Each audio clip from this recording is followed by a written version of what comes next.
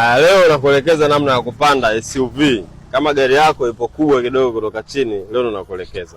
Kama unaingilia mlango wa kushoto, tanguliza kwanza mguu wa kushoto. Unaweka namna hii, unapanda, unakaa kitajiri. Kushoto, kwa kulia unakuja, unaweka ndani, unakaa, unahamisha. Na ukiwa unatoka unaanza vile vile, wa kushoto, wa kulia chini unatoka.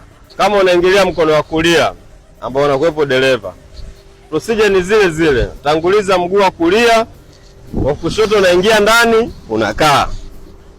Na ukitaka kutoka, unaanza vile vile, wa kulia, wa kushoto unashuka, unaendelea na safari zako.